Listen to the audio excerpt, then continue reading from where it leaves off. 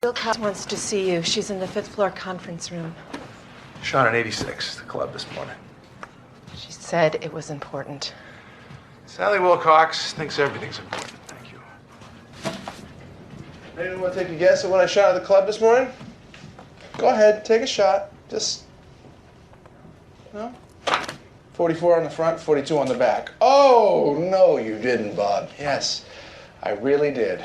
It's true. What happened? Somebody die? Connell? They closed Mobile and Newport News. They merged ship systems with rail products. How many? Connell, your wife's on one. Hi, honey. 3,000 at the shipyards. Rumor is another couple hundred here. I've got some bad news. What's going on? Bobby, you know Dick Landry from legal? The company's consolidating divisions. Difficult decisions had to be made in areas where redundancies surfaced. We've structured a generous severance package for you. Your 12 years with us entitled you to 12 weeks full pay and benefits. You firing me? Come on, Bobby, sit down. We're also offering you outplacement services to help you secure your next employment. Does Gene know about this? Please sit.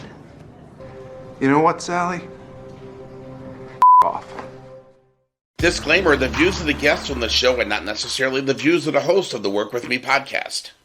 Everything you need to discuss from the employee-employer side come to life on the Work With Me podcast. Interact with us at workwithmepodcast.com. Now live on tape from outside New York City and Philadelphia, it's Lorindy Ruse and Bob Stye.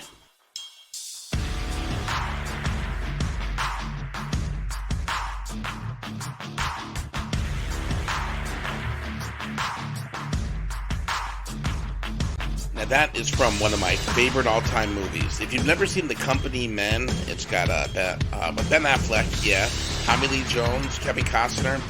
It is brilliant. It's about a bunch of people who work in sales at a big shipping company in Boston right after the big recession of the late 2000s.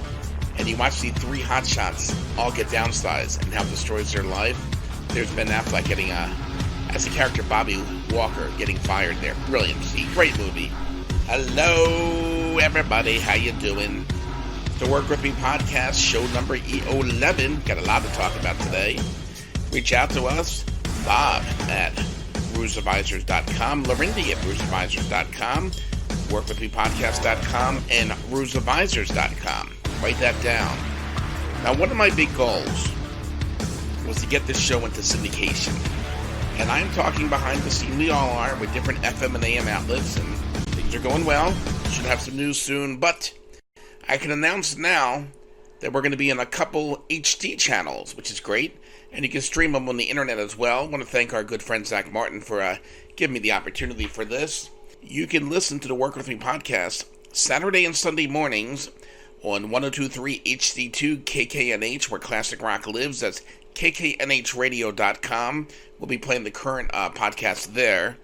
And then Saturday and Sunday mornings, I believe starting at 6 a.m., you're going to hear like a 4-hour block of the podcast. You'll hear I guess that's 4, I can do math, 8 episodes. All your favorite episodes will be on tickradio.com. That's ticradio.com. So we're excited to be taking this wonderful monster podcast into syndication. We'll start there on the HD channels, KKNH and Tick Radio, and then hopefully go on the AM and FM. And you can also get all of our podcasts at workwithmepodcast.com. Did you get that all?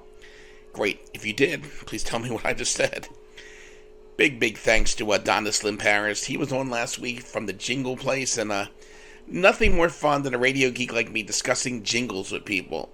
After the show, I sent him a bunch of typical things we talk about between Lorindy and I, and he is working on making that a jingle, so we should have an opening jingle coming up soon. Hey, today, we got Vince Rocco. Not only is he a big real estate star, he's another brother in the podcasting land, and he's got a very successful podcast as well. Now, I'm not naming his company right now, because I believe they might have switched names or something as we're speaking, so Vince Rocco, we're going to talk real estate, and we're also going to talk podcasting and a few other things, and that'll be in a few minutes. And as you know, the Work With Me podcast is brought to you by Divine Design with Lisa French. Every week she spends 3 hours in my head, and the poor woman, what she's finding is disgusting. If you need to really just change your mind and get yourself in a more powerful, positive frame of mind and letting go of that past, she's the woman you want to talk to. For a free hour consultation, call or text her 509-638-4329, 509-638-4329, and tell her you heard about it on the Work With Me podcast.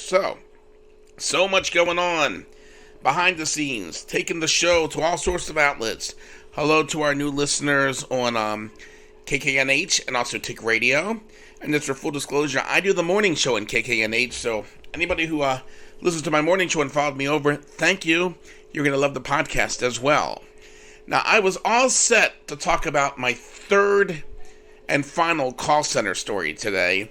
However, something came up today which totally changed it. Before I rejoined Larindi, I went through a really rough, kind of crazy phase where I had a full-time job I loved, or, I loved what I was doing, but it wasn't a good fit for either. So I was so surprised, let go at the end of last year. I have a whole story about my exit there, which is going to knock your socks off, but that's another time. Then, after that, I landed a really cool IT recruiting job in my hometown, and that is another exit story. That was a short-lived job, which is going to be a huge podcast. I'm saving these. You don't want to say them all at once.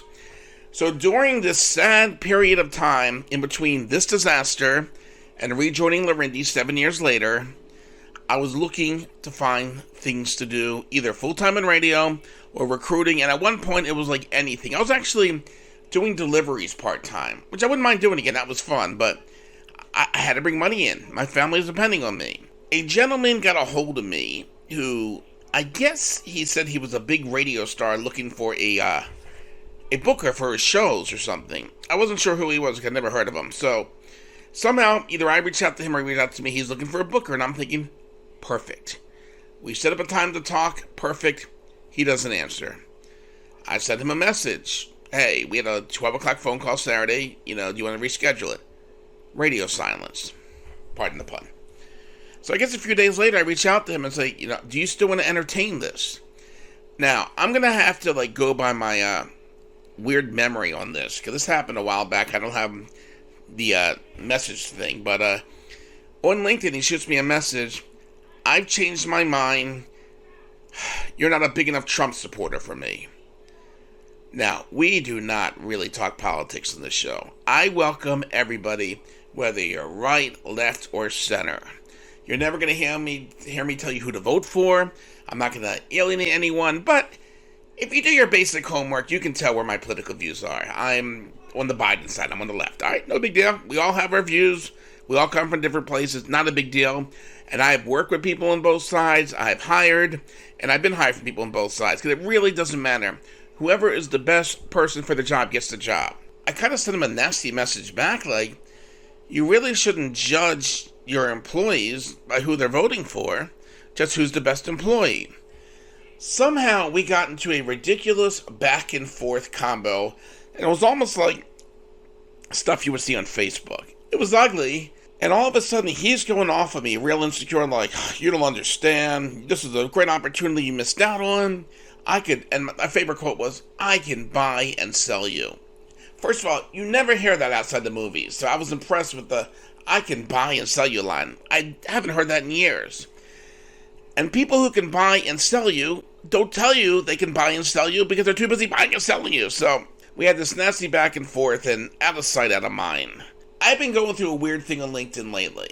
I do many jobs here with Larindi here. One of them is recruiting and hiring and business development, and LinkedIn is my Bible. I pay the extra money, so I have a nice big network and I can find people I'm looking for. Over the last few months, it's turning more into Facebook, and not in a good way. I go to Facebook to see recipes, to joke around with people, and to hear stupid arguments. I don't belong on Instagram or any of the other things. LinkedIn used to be just people like me, Larindi, other people like you, who are either promoting jobs, looking for jobs, promoting business, or networking. Perfect. And I pay for it, which is fine, because it's a great source. Over the last few months, it has turned into Facebook with political posts on both sides. And I started to lose my cool. I kept posting, "This does not belong here. Keep it on Facebook." And people get angry when you tell them that. But it's the truth. Politics does not belong on LinkedIn. So I got in it with, I just told one guy on a post, I said, "Politics does not belong in LinkedIn. Stop it." This guy, out of the blue, this New York guy, I guess saw the message somehow. Maybe we're connected together. And he shot me a message today. Now, for the record, I am very legal with this show. I'm not going to mention this guy's name. I'm not going to mention his company. Not only because it's not the right thing to do and we don't alienate people, but I'm not going to promote him because he's begging to be promoted. So here's a guy I don't know from Adam, all right, just from a silly argument a few months ago. Since then, I have done well with my life and my career. So out of the blue, I get a message. If, capital IF, by the way, you had any brains at all, which apparently you do not, news and political information in capitals is vital for professionals, which clearly you are not one. And you are welcome for me not replying for all to see. You were just a clown and apparently B. I guess always B he was trying to say. It was capital B-E. And always B. So just for fun, and I was in the mood anyway, I just wrote, "OMG, look what crawled in." Thinking that would get rid of this little pest. Next line. "Funny, I called your radio station. You are not listed as a DJ. Must be a mistake on their part. Just saying. It's okay. Good luck landing another quote-unquote gig." Alright, where do we start with this? First of all, what radio station do you call? I work at like 70 radio stations now. Where are you calling? Every one of them? And if you're calling the one down the Jersey Shore, I've been more than open that at Corona, everybody got downsized. There's nothing I did. It's nothing the company did. All the radio stations are downsizing now. Entercom just had a bloodbath the other day, so that's not an insult to me. If you listened to the podcast a few weeks ago, I hate the phrase "just saying" with a passion. If you were secure in what you're saying, dork, you wouldn't have to say "just saying," you'd be saying it. Good luck finding another quote-unquote gig. Well, I'm not looking for a gig. I have my job at Lorendi. 5 minutes later, no witty reply?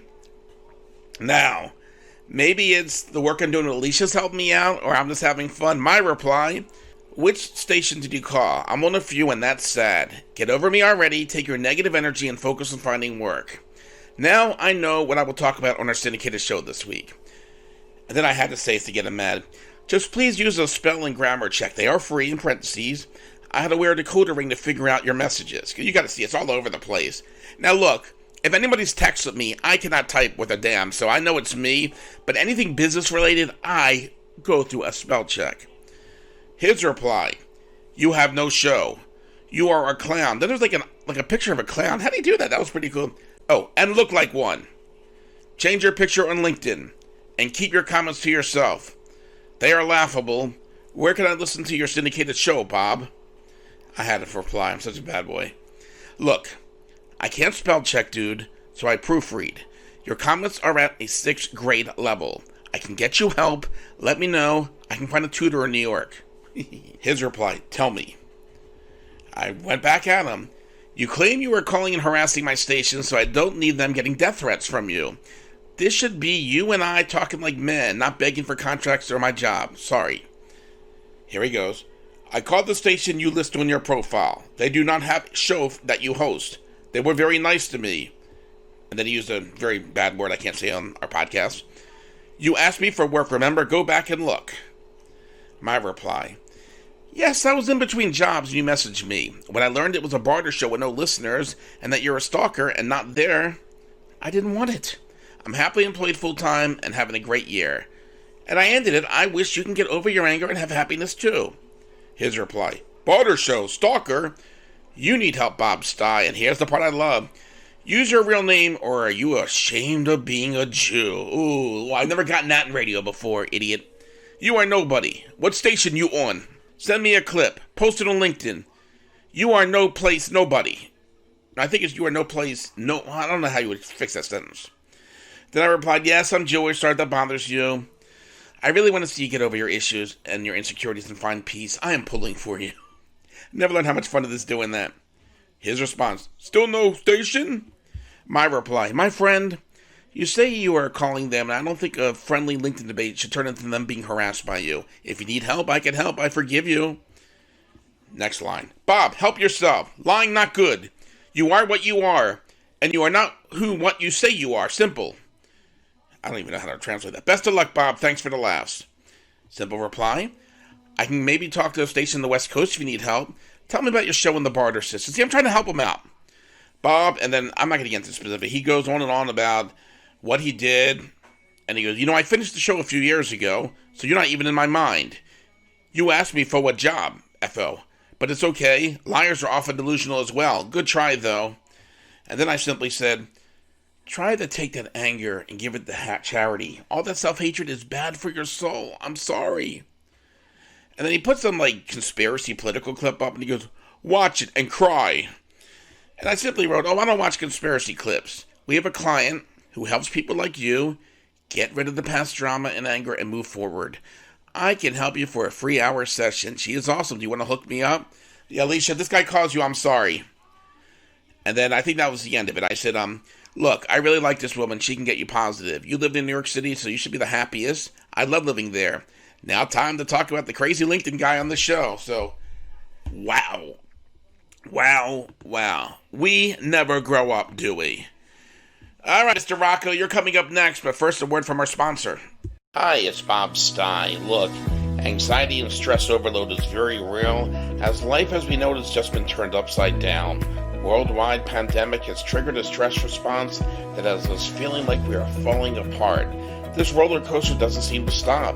If you're experiencing panic attacks and stress burnout, causing a rapid decline in your health and ability to cope, and you've tried reading the books, getting therapy, and adjusting your diet, and yet nothing seems to stop the crushing panic and resulting fatigue, Divine Design with Alicia French can help. Through her own health and stress transformation and 6 years of experience as a functional nutrition practitioner focused on neuro-emotional balancing, Elisa has helped hundreds of clients get their health and lives back. Call or text her today for a 60-minute consultation. 509-638-4329, 509-638-4329, and tell her Bob Stein sent you. Bob, I'm really excited. Today we have a new friend of mine, Vince Rocco, who is with us today. And Vince is a licensed real estate associate broker with Brown Harris Stevens, which is a little bit of a new development, and he may talk about that in his interview today. And Vince is dedicated to delivering quality service to his buyers and sellers while remaining involved in every detail of the deal.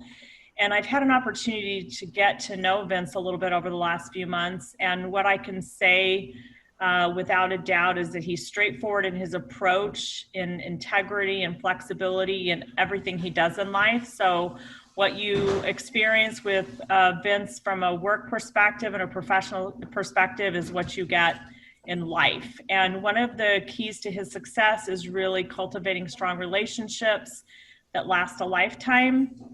And he has done some work also on HGTV House Hunters, the Do-It-Yourself Network, Sweat Equity, and he's very well known in the New York City markets.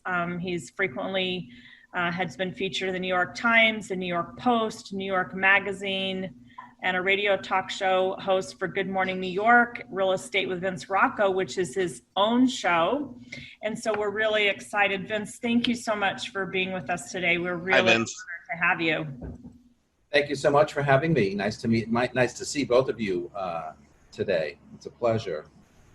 Yeah, absolutely. So Vince, we're just going to jump right in and ask you some questions. So tell us about where you were born and raised, and then maybe also the time that you spent at Iona College. You know, it's interesting because I when I reflect back on my days walking this earth, I can't believe sometimes how all these decades fly by, but because I seem like I've been involved in so much and done so much. I was born in Yonkers, New York, and I lived there the first 12 or 13 years of my life before my parents moved us up to Putnam County, which is a little north of Westchester, to a town called Carmel.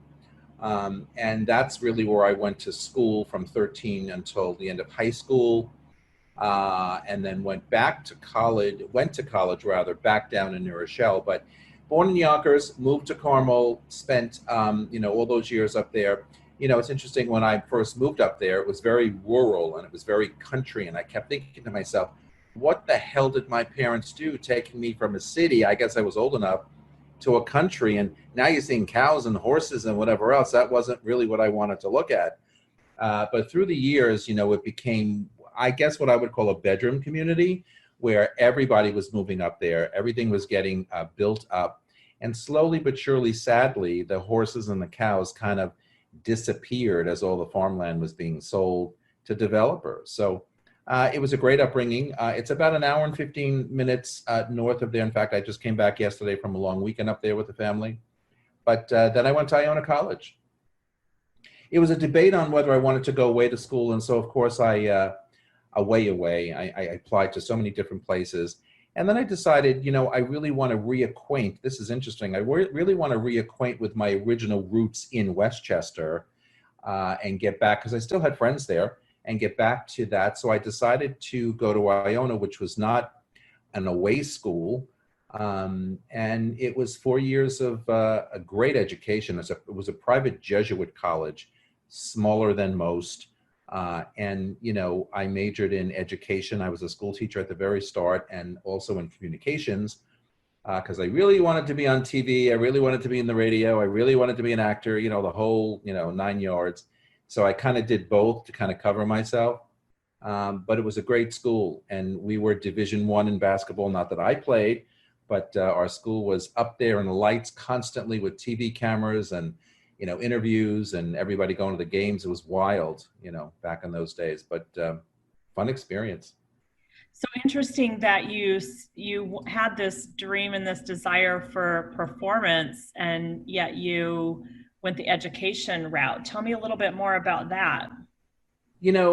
Interestingly, I decided that, and probably my parents decided for me, that who wants to be an actor? You're never going to make any money. You got to go to work. You got to get a job. You got to get a pension, the whole parental thing. So I figured, they're probably right on some level, even though I wasn't really wanting to pay attention.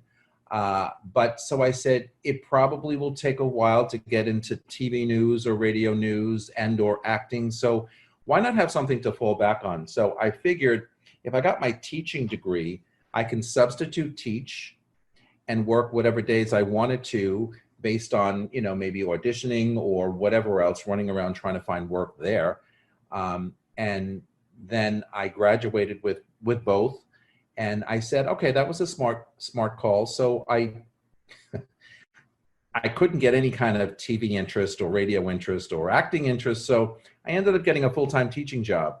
I was teaching elementary school, 6th grade, English and reading. And that was a challenge.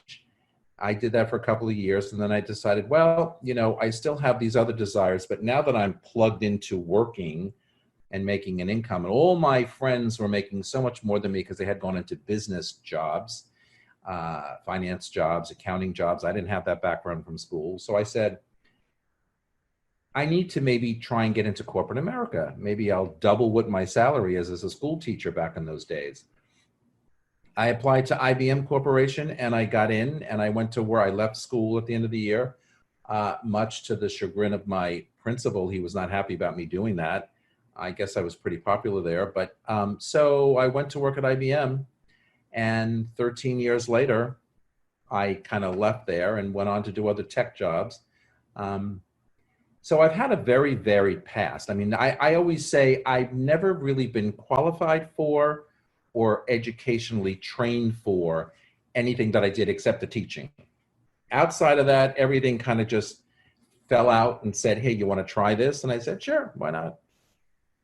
That's so my first job at IBM was like a paralegal in the legal department. I didn't know anything about law. I had no idea about the Justice Department suing IBM at the time for antitrust. And here I am running around trying to, make attorneys happy and do briefing books and whatever else. And I thought, well, how did you get involved in this? It worked. And then I went on to sales and computer sales and all that good stuff later on. But 13 years later, yeah. It's so interesting. We have some similarities there. I also, throughout my growing up years and into high school, was very involved in theater and performing arts. And so I picked a school that I thought would be a good performing art school, and turns out it was more around education and performance. And then I also ended up going into corporate America. And I often told, my husband used to ask me, well, how do you know how to do that work?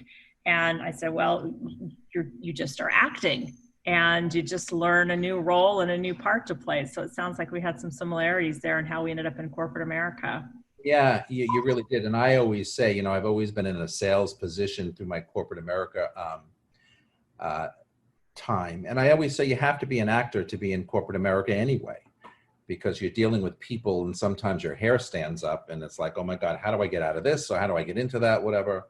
And even now, especially in real estate. So I think all of that training that I did have, you know, on that side of the fence was always helpful, because it helped me, I think, as a salesperson, and certainly now as a real estate agent, for sure. So how did you become involved in the real estate industry? Where did this passion that you bring to your life, your experience, where did that come from? So I worked in corporate America for many years. I left IBM after 13, and then I went on to other tech companies, and had pretty high level jobs, you know, salespeople and then management and general. I think my last job was general manager of sales for New York, Boston, and Washington, D.C. So I was also traveling, you know, on the Amtrak all over the place, and or flying depending on when I needed to be there. So I was running 3 cities, and, you know, 9/11 happened.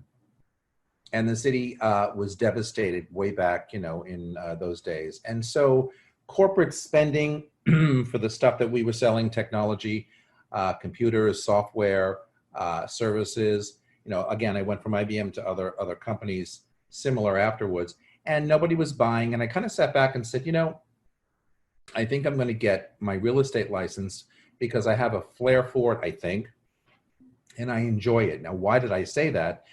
You know, the last couple of years of my corporate life, I had decided to buy an apartment in Manhattan.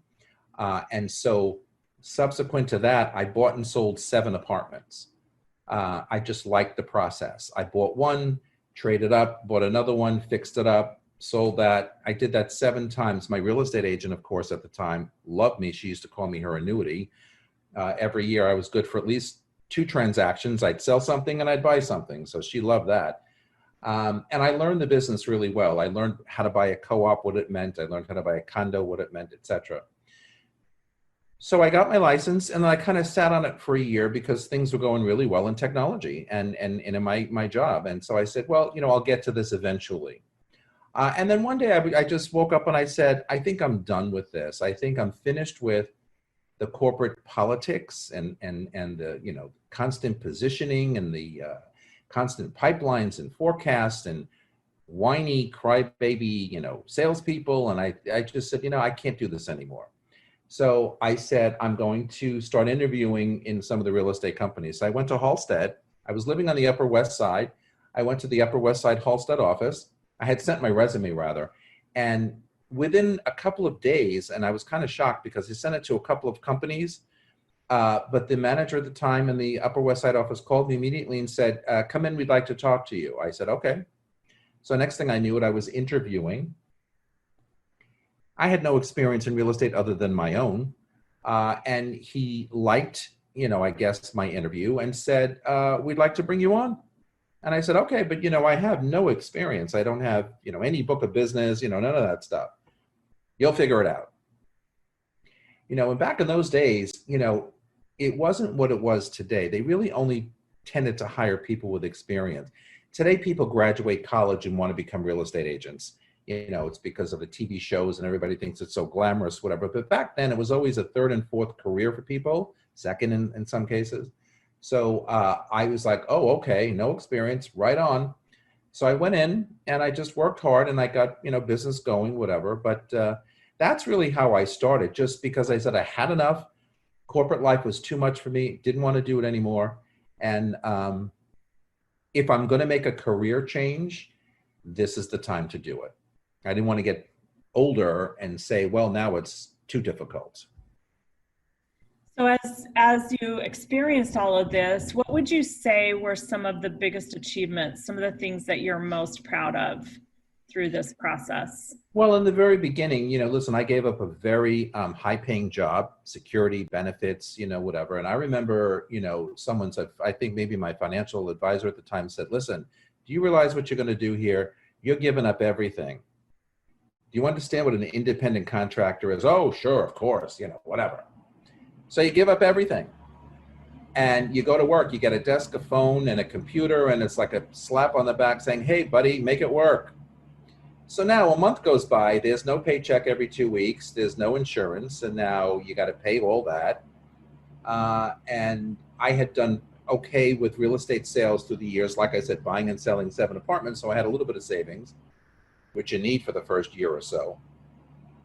And so I guess the greatest achievements, back then was the fact that I sold something or I rented something. I didn't do a lot of rentals, but I rented something, but I sold something.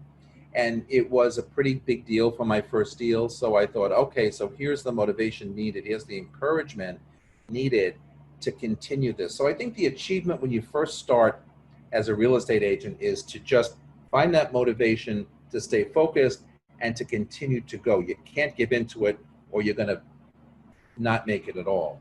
Through the years, of course, every time I sold something that was bigger than the last apartment, numbers-wise, that was the next achievement or the next level. By the time I sold a $17 million townhouse a bunch of years ago, I thought, okay, well now, so you arrived. You arrived in that 5-digit, something or other. That's pretty cool. So I think the achievements kind of change with days and weeks and time. But again, it's all how you set up your career and what you're really looking to accomplish. Always trying to get to the next level. Yeah, I'm really struck by how you talk about that the motivation and the encouragement came through the steps that you took that brought you wins and achievement. So really, it seems like that it was internal tenacity and internal drive within you that got some wins on the board that then fueled additional motivation for continued success. Is that fair to say? Yeah, no, right on. Because look, like I said before, you kind of give up everything and you're sitting, I always used to say, you're sitting there naked and, no one's going to give you anything. You've got to figure out how to get it and how to get that next paycheck because all that money stops. And then I got to pay my own health insurance. So, you've got to sit there and figure out how do I get to that next goal. And, for people who aren't goal oriented, I don't know that it's going to work for them because you really have to do step by step, goal by goal, achievement by achievement, focus and just not let up. Just like when I was buying and selling apartments for myself because I liked it for fun, always step up. Sell one, make some money, buy another one, step up. Sell that one, do the same thing. It's hard work. It's not easy. All right, Vince. And by the way, you're listening to the Work With Me podcast, workwithmepodcast.com, or on our YouTube channel, Roots Advisors. Vince, what's fun about doing these interviews, I find out how much we all have in common. I learned more about Lorindy on these interviews than all the years I've worked with her. But it seems like all three of us have had the acting bug at one point. I was a young kid out of college who attempted that myself my first 2 years in college. Thank God I took the radio route where I'd been somewhat successful in. But another show, we'll talk about my horrible acting days, or as I like to call it, line. But enough with that. I noticed we have similarities in where you went to college and where I went to college. I made the decision, spur of the moment, going into my third year of college, that I needed to go to New York. And once again, another story for another time how I found it. But I spent 3 wonderful years at Manhattan College, 242nd and Broadway in the Riverdale section of the Bronx, not far from where you're from. Absolutely. Love that area. It's one of my favorite areas still to this day. And we had a really great basketball team at that time, which we still do now. And our division was, I believe, Loyola Baltimore, Canisius, Niagara, and your school. Iona. Yep. So I remember going to one game at Iona. What was the name of your team? The Gales. The Gales. That's right. So I went to one game over Iona. So I probably saw a lot of Iona games. So it's fun that we all have that sort of upstate New York background there. If you could sell your dream real estate place? What would the greatest thing you could sell? What would it be? Oh, talk about goals and talk about achievements. There are so many of them. But like I said, up until I sold that townhouse a few years ago, that was my goal. I said to myself, if I can sell a townhouse, with 5 digits, that's going to be pretty spectacular. So I continue that goal, as a matter of fact, to sell as many townhouses as I can. Or the dream, would be to sell that, $50 million penthouse in one of these wonderful, iconic buildings, 220 Central Park South, whatever, 15 CPW. When I first came into this business, I think my first sale was a 1-bedroom and it was $125,000. That's 18 years ago. And you think, well, that's not that long ago, but there it is. Now I look at these numbers, even as a seasoned real estate person who's been in this business for 18 years, and I look at numbers. I saw something getting listed today down in Tribeca for $29,500,000. And you look at the apartment and you think, well, it's just an apartment. I guess it's cuckoo money for the people who could afford it. But so I guess if I had to come up with that fantasy sale, I want something like $30 million to $80 million, because quite frankly, you sell one of those, you can kind of put your feet up for a few years. Not that you don't work anymore, but you can kind of relax and say, okay, I don't have to kill myself every day. Now, obviously, Corona has probably 100% changed the way you and everybody else have done their job. How has that changed your job?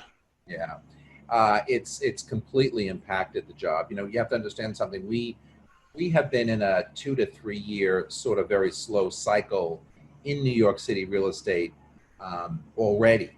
So coming into 2019, was not really a great year. I also tend to do a lot of new development condo sales. I sell whole buildings. I work, for 2 divisions at Halstead, or now Brown Harris Stevens, the regular resale division and the new development division. So I kind of split my time between both. So the new development building business over the last 2 years kind of came to a grinding halt. Most of that was because of a lot of, federal taxes that were changing, state and local taxes that were changing. So condos became very expensive on the tax side. So people kind of shied away. Investors ran away. And those are the people who bought most of those apartments were investors. So at the end of the day, that business was faltering. But interestingly, at the start of 2020, January, February of this year, a lot of us looked at our business and realized, wow, we look like we're coming out of this, even though it's an election year, and election years are always terrible from a business perspective. They're slower than normal. But for some reason, I think people got tired of just sitting around and was starting to get out there and look, wanted to buy, wanted to sell. And then in March, COVID hit.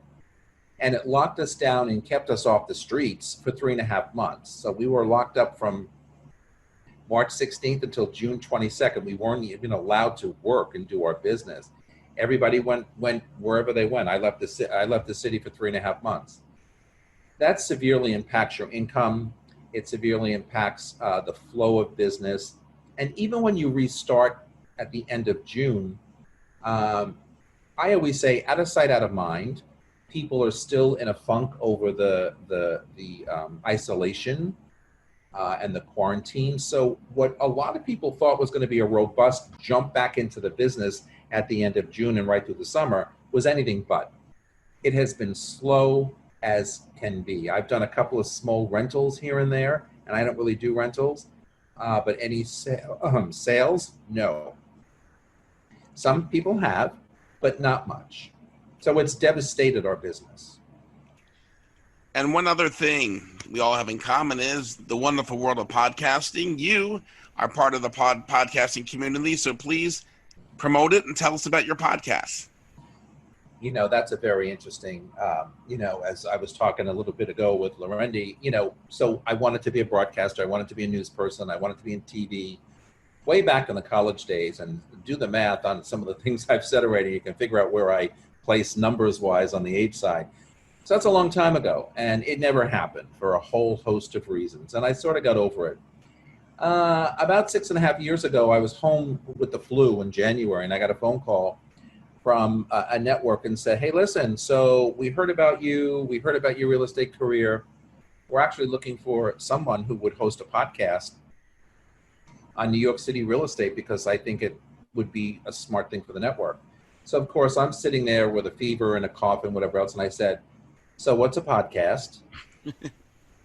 I never heard the word. I had no idea what a podcast was.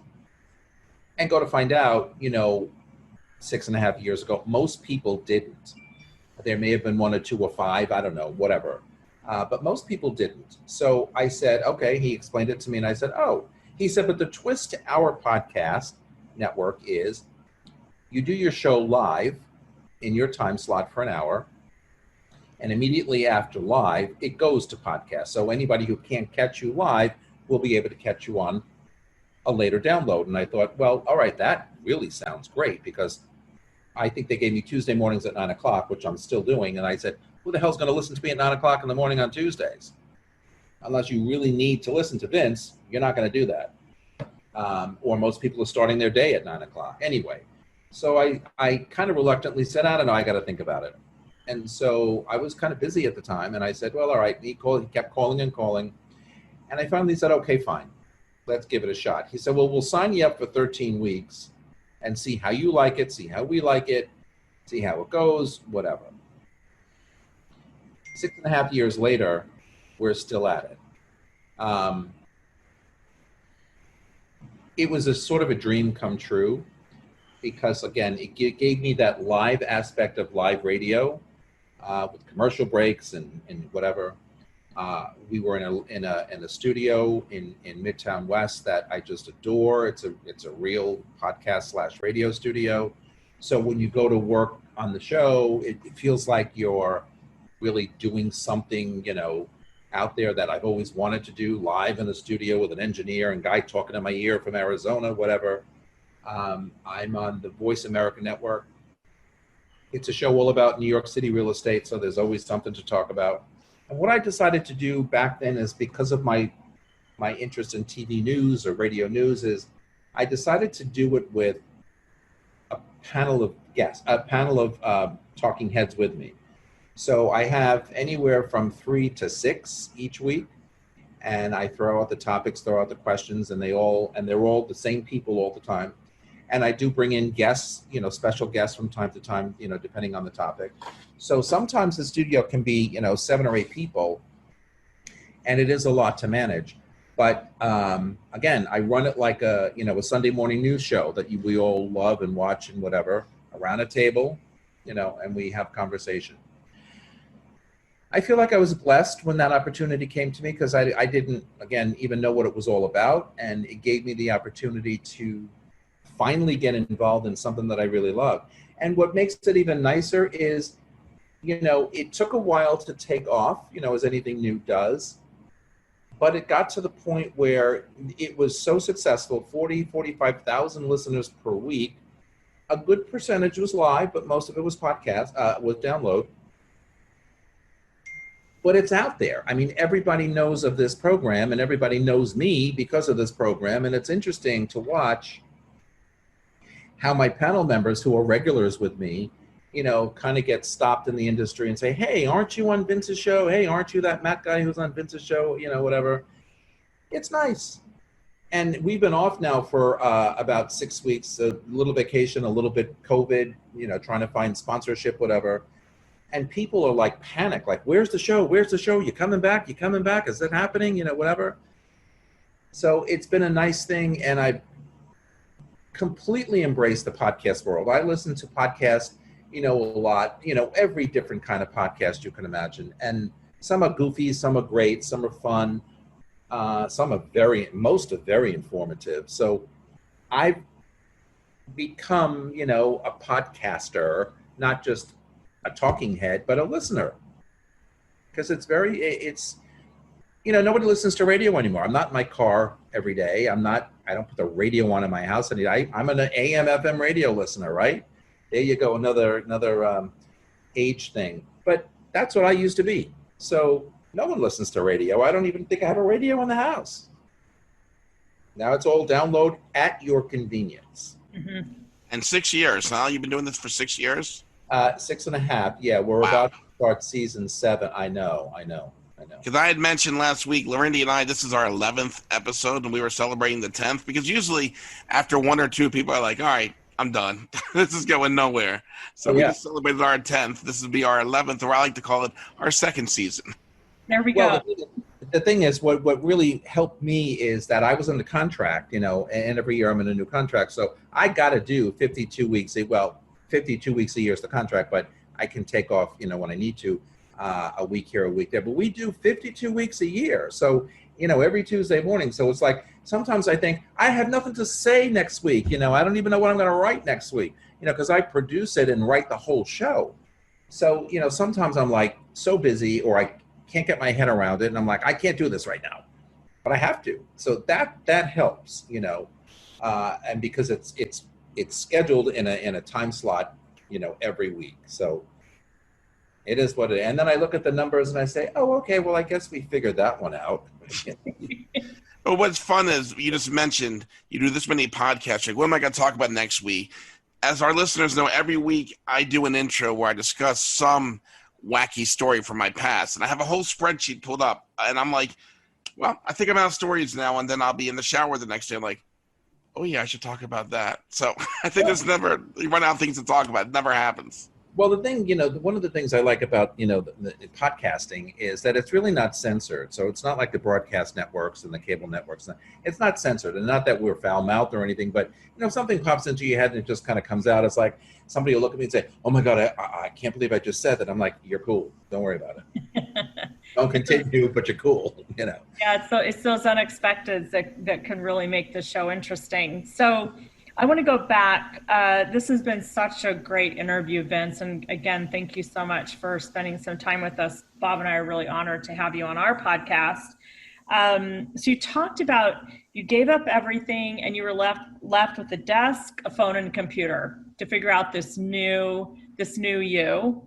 And one of the points that you made was that it was really that you just focused and then stepped up, refocused, stepped up again. And it sounds like that has really been how dreams have come true for you. So you had this idea and then you just showed up to life every day with focus and then leveling up yourself. And eventually, who knows, that you finally have one of your dreams come true to be able to be a radio personality of sorts, a podcast personality with 45,000 listeners every week.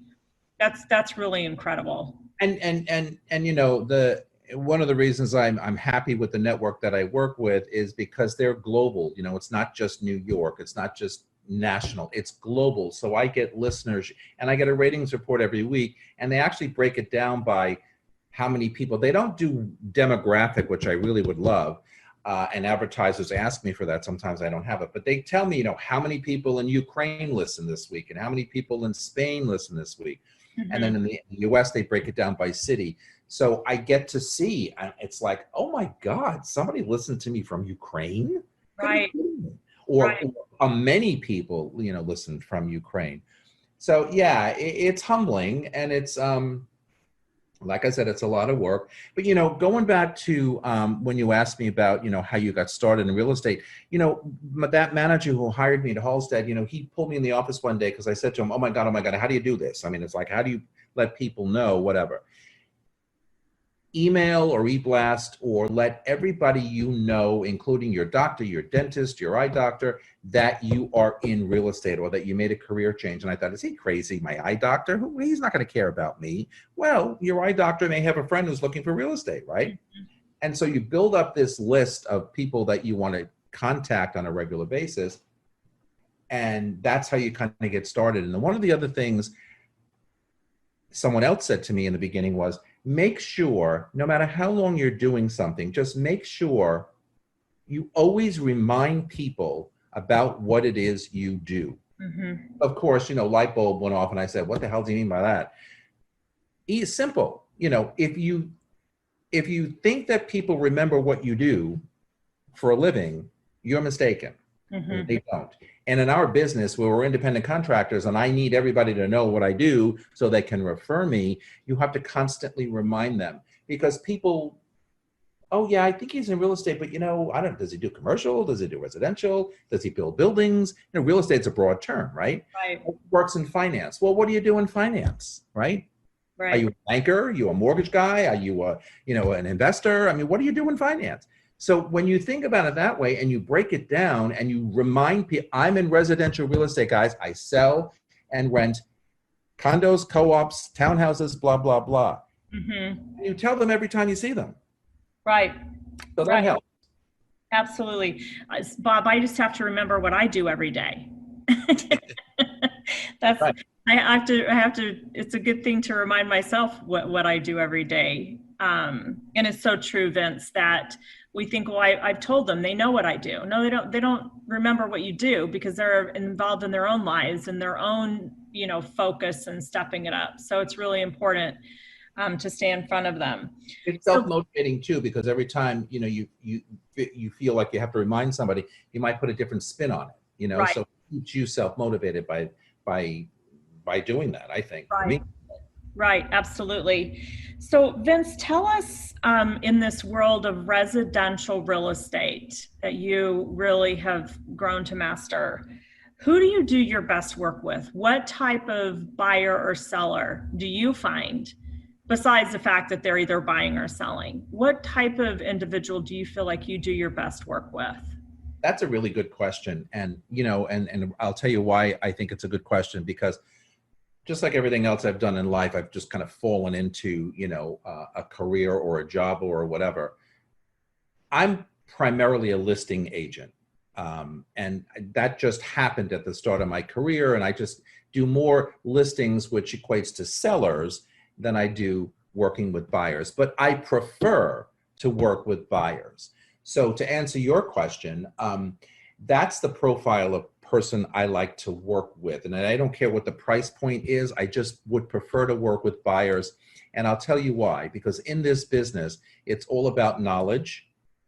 It's all about understanding the inventory. It's all about getting out there and meeting all of your colleagues and peers. Mm-hmm.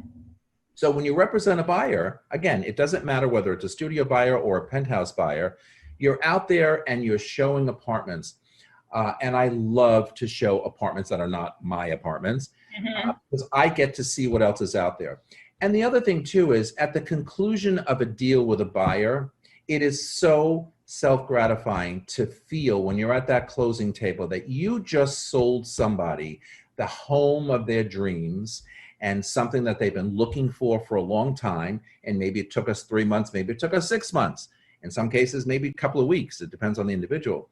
But nonetheless, you ended up giving them something that they dreamed about, or they could only hope that could happen for them. Mm-hmm. And when you're at the closing table and everybody's all smiles and everybody looks happy, that to me is more, the commission check, of course, is what we're all in it for, but that means more to me than anything else, because you understand that you made them happy. And what is that going to do? They're going to turn around and tell their friends, oh, you got to work with Vince because, yeah, look, after all, look what he did for me. Right. On the sell side, it's fine. But my profile of people, or the best part of my job, is when I get a chance to work with buyers. So I try constantly to, gin up that business, because the listing side seems to always be there, and that's okay. But I prefer the buyer side much better. Amazing. I like to be out there. Right. I'm going to ask you one more question, and we're going to turn over to Bob for some fun. So I've had this experience myself, whether I was buying a home or renting a home, that when I was on the hunt, there would inevitably be, I would show up at the right place in the right time. And I knew almost immediately when I walked in the door that this was the place that I was going to call home. Is that a frequent experience that your buyers have? What happens for you when that happens? It's so funny, because yes, it is. It is a frequent experience. And I'll tell you this, and of course I tell this to buyers when it happens to them, oftentimes that experience happens when they walk into the first apartment they see. First day out, I may know the buyer, I may not know the buyer, if it's the first time for them, second time, whatever. But usually, because you kind of get to know when and you got to be a good listener in this business. So I listen, I take down all the notes. Oftentimes, they walk into a first apartment, they absolutely love it, they fall in love, but they're hesitant to do anything because, well, after all, Vince, it is the first one, and I know there are others, and whatever. Oftentimes, you go all the way down the search, weeks or months, and they say, you know what, Vince, I really like that first apartment you showed me. And I know because I'm a great body language reader. I can see it, I can feel it, whatever. They're not going to listen to me. Now, most of the time, that first apartment is long gone. Yeah. And in hot markets, it goes in days. Right. You know, just at the start of this year, I was working with a buyer before COVID hit, and we had been working since the end of, last year into this year. And they came to me and said, we've probably seen 20 apartments. They're all starting to look the same. I'm like, we really like that first apartment. And I said, oh, let me check and see if it's available. Well, because of the business, the bad business we've been experiencing, markets rather, it was available. They put an offer and they bought it, call it a day. So yes, you can tell when they walk in. It doesn't always happen the first apartment. Oftentimes it's 5 or 6, whatever. But when you walk in, if that's right for you. And I know as your agent, because I can just read that by now, like nothing else. It's amazing. Right. So we're going to move into a kind of a fun part. Vince, this has been so enlightening, and I've learned so much from you. So we're going to put you on a stranded island. Bob and I are still trying to figure out how our guests get there, but nonetheless, they're there.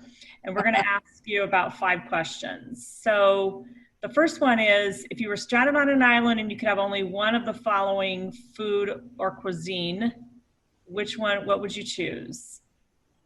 What type of food or cuisine? What type of food or cuisine? Oh, Italian, of course. Italian. Okay.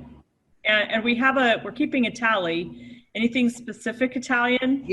I like all Italian, and I am Italian. I cook Italian, but if I was stranded and I needed to have a meal or whatever, yeah, it would be pasta.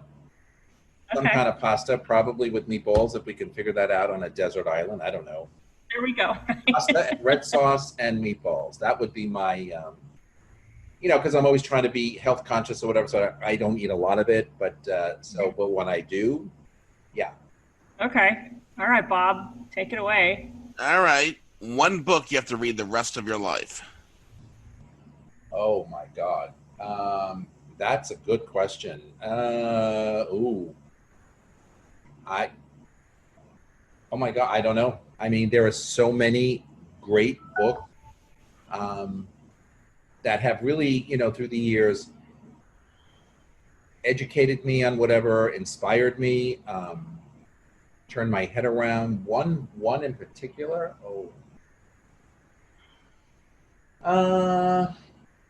Let me think about that. Will you ask me that later? It's right here. I can't. All right. What about a movie? Oh. I hate to say the Godfather trilogy or whatever, because it's so like cliche, but I think from a production perspective and an acting perspective, and just, when those movies came out, we didn't really know very much about mafia and all of that nonsense. And I think, if anything impacted me the most, I think because I didn't know much about it, that and the acting was, Marlon Brando, just amazing. All of them, actually. What about a TV show or a series? Oh, Friends. How could you like Friends? My wife's favorite show, yeah. Listen, I grew up also. I feel like these kids today are missing so much. I grew up in such, sitcom heaven. There were so many shows. Right. The Partridge Family, the Brady Bunch. I can go down the list. That Girl. I love Marlo Thomas. Oh my God, I wanted to meet Marlo Thomas. But Friends, I think, transcends through, I think, all the decades. It's just, I hear they're doing they're going to do a sequel or I don't know if it's a movie or a TV thing, but it's going to be a one-time event with all of them on HBO. Yeah. That's correct. That's what I heard. Yeah. I'm already waiting. Yeah, my wife had to make us go get HBO again for it, so we're waiting. Oh, absolutely. Check them out. Listen, Jennifer Aniston is, I mean, I've probably seen every one of her movies Probably same here, yeah. since she left Friends, but I think she's just amazing. Yeah. When is it coming out, Bob? Do you know? I'm not sure because it got delayed like everything else. Okay. So I think it was supposed to come out soon, and then everything else in the world was put off. Okay. So we're waiting. Everyone's having to wait for Jennifer Aniston and so much more. I'm gonna say something about that, but the Alchemist, it just came back to me. The book Oh, that The Alchemist, that's a great book. fantastic, and I would read that full time. Here's a quick little Jennifer Aniston story. So maybe 10 years ago, I don't know. I'm getting ready to go to work, and I'm rushing out my front door. I live on West End Avenue over here, where they do a lot of movie things and TV things because it's a kind of pretty boulevard on the Upper West Side. So I'm walking out the door, and all of a sudden, as I approach the lobby, I see all these big movie lights and TV lights, and I'm like, oh God, they're filming again. They probably started in the middle of the night because it wasn't there when I came home the night before. And I walk out the door, and as I'm walking out the door, the doorman opens, I'm walking out, and I smell cigarette smoke. And so I just kind of like naturally turn to my right, and I can see the whole production crew. And there's this absolutely fabulous looking, gorgeous woman with long blonde hair smoking a cigarette. And I looked and I said, no. Then I looked again and I said, yes. And she's looking at me and watching the whole thinking process. And she just looked at me and said, hi. I said, oh my God, it's Jennifer Aniston. Oh my God. She started laughing. I said, you have no idea the big fan I am. She said, do you live in that building? I said, uh-huh. I said, you filming here? She said, no, right next door. She was on a break, puffing away, standing right next to me, all made up, looking like Jennifer Aniston. I was flying on the clouds the entire day. I couldn't even. Did you get a picture? I did not. I didn't have my phone, one of those clumsy moments. Right. Don't even know where the phone was, but I'm trying to remember the movie it was too, because of course I couldn't wait to see the movie. Right. Yeah. That is one of the great things about New York. There's so many great things about New York, but meeting, actors and the ones that I've met, if, when you're respectful to them, just couldn't be kinder, very human. She saw the expression on my face, like I was trying to decide, is that her? Is that not her? She said, hi. It's so Yes, true. And So Vince, how about an artist or a musician you have to listen to over and over? The what? An artist or a musician to listen to. Oh, that's another hard one because I just love, I love a lot of them. Listen, I grew up with AM, FM, and what is it? Pop rock or whatever they called it. I can't remember. But, I love Coldplay. I could listen to Coldplay forever. I could listen to Elton John, probably my number one. Elton John and Billy Joel, again, coming from that era. And my family and I actually about a year and a half ago, saw Elton's one of his last shows, and certainly the last one in New York City at the Garden. I mean, you want to talk about elevate out of your chair. And Right. he was, so I probably would say Elton. I mean, I love so many of them, but the Beatles way back whenever, but Elton John, I hear there's an HBO thing and a book called Me. I have not read it yet, but I need to read that because my sister was telling me over the weekend, you would love this book. I just finished it. You got to read it, whatever. It's called Me. Me, yeah. Okay. I'll have to check it out. I'm also a huge Elton John fan. Also Coldplay. I love the group Coldplay. Yeah. I mean, I could list probably 10 of them, but to zero in on one, I'd say definitely Elton, and then there's many underneath that. Now, Vince, where can people get a hold of you to talk real estate? Well, they can get to me now on my website, www.brownharrisstevens.com, formerhalstead.com.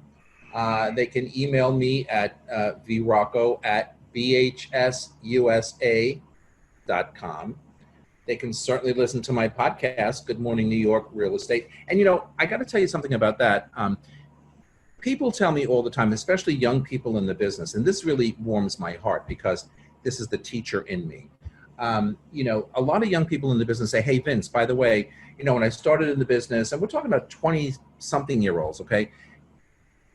We were, Googling podcasts about New York City real estate. Yours always comes up number one, or there's a bunch of them that come up, but we love yours. And I think, oh, well, thank you. I'm so grateful for that. These younger folk love podcasts today because they find them educational. And several people have said to me, I learn more on the podcast than I do sitting through real estate school or sitting through office meetings or whatever. And think about it. Whatever topic you're listening to, you're learning a lot because it's dedicated to that. So it warms my heart when people say, we love your podcast. Experienced people listen, people around the world listen, but the young folk who are starting out, they do, and they email me. Hey, just listen to the podcast. Can you give me a little more information about blah, blah, blah? Or somebody said, and I'm like, hey, sure, not a problem. This is shelf life, as you guys know. These episodes will, be around long past when we're not here anymore. So, right. And if we do our jobs right, it's always going to be an educational experience. So that, they can listen there. They can email me. They can, Google me. I pop up, unfortunately, all over the place. It's like sometimes crazy. Especially on Jennifer Aniston fan sites, right? Absolutely. And then, there's Instagram and Facebook and, at Vince Rocco. So, and I talk a lot on the social media platforms because everybody does about my business and about my listings, so you can find real estate stuff these days so much in so many more places than you could ever find before. That's Vince Rocco. We thank you so much for joining the Work With Me podcast. Oh my God, it's so exciting. I can't wait to listen to the playback. If you would like to be a guest on this podcast, get more information at workwithmepodcast.com. Original music and score by Mark Ruse. This broadcast has been produced and engineered by Bob Stye. The Work With Me podcast. Copyright 2020, Ruse Advisors.